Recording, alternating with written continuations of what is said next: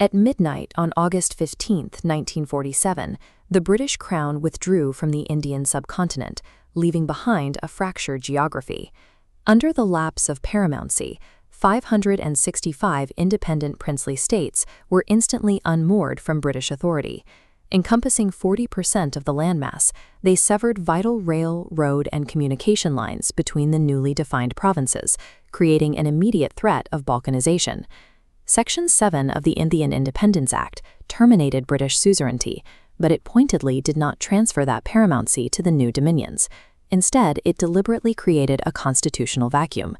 The task of designing an operating system to prevent total territorial collapse fell to India's first Deputy Prime Minister and Home Minister, Sardar Vallabhbhai Patel. India's survival in these opening months relied strictly on a highly calibrated, multi-tiered geopolitical operation engineered from Patel's office. The blueprint for this integration strategy did not begin in 1947. It was forged nearly 30 years earlier during the Bardoli Satyagraha of 1918. That October, torrential floods devastated Gujarat's Das Kosi Canal tract. Mature fields of staple crops, bajri and kodra, were left to rot right before harvest. When British authorities refused to suspend agricultural taxes, Patel utilized the agronomic crisis to test a theory of mass peasant mobilization against the colonial revenue system. He demanded absolute organizational rigor from the local farmers.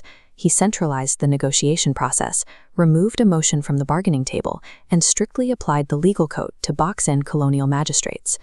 These localized pressure campaigns in Kedah and later Bardoli served as the exact administrative prototype he would use to systematically absorb the subcontinent. By 1947, Patel, alongside civil servant V.P. Menon, faced the ultimate test of that prototype. They deployed a sequential legal mechanism.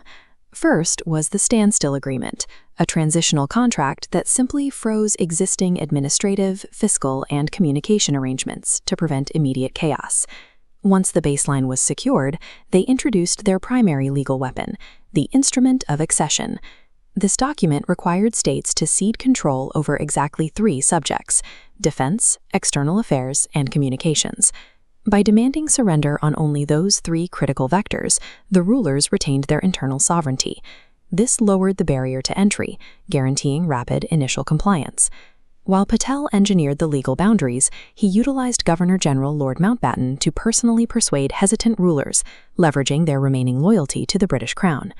Together, Patel and Menon constructed a legal matrix that provided regional kings with the illusion of autonomy, while structurally binding their territories to the Republic. The execution of this strategy fell into a 4-quadrant matrix: diplomacy, financial inducement, popular pressure, and military force. For progressive, well-administered states like Mysore, straightforward diplomacy secured a smooth accession without disruption. For the multitude of smaller, resource-poor estates scattered across Rajputana and Kathiawar, Patel utilized financial inducements, specifically offering tax-free privy purses and the retention of royal titles in exchange for integration. When rulers resisted, Patel weaponized popular pressure.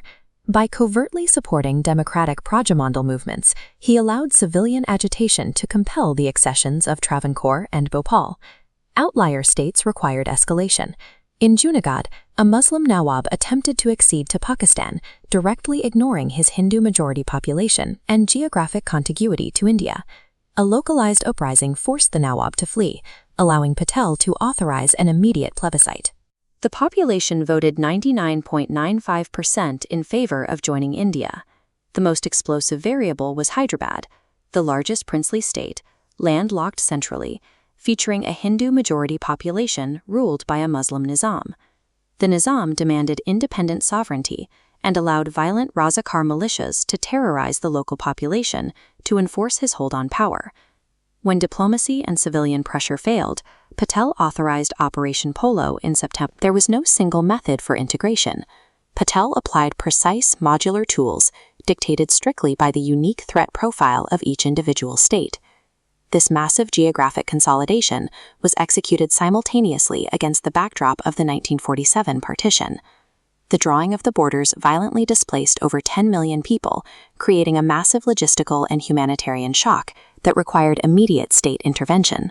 The burden fell on an interim government requiring coordination between rival factions, led primarily by Jawaharlal Nehru and Sardar Patel. Post-independence historiography often paints Nehru and Patel as destructive rivals, paralyzed by ideological friction. In reality, their differing skill sets formed a critical load-bearing structure. Nehru operated as the ideological visionary facing outward, while Patel served as the administrative pragmatist holding the internal machinery together. This administrative structure faced its ultimate stress test in January 1948 with the assassination of Mahatma Gandhi.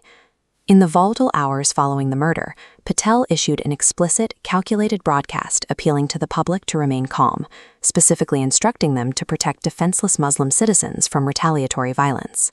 By prioritizing absolute state stability, the rule of law, and constitutional duty over communalism during the nation's most vulnerable moment, Patel prevented the newly integrated union from fracturing.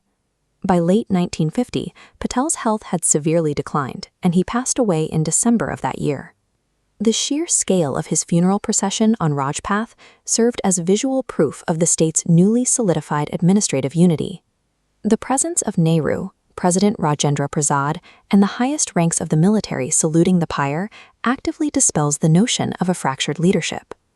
The territorial map of modern India, codified in Article 1 of the Constitution as a union of states, is the direct product of an organizational strategy born in flooded agricultural fields and systematically scaled to an entire subcontinent.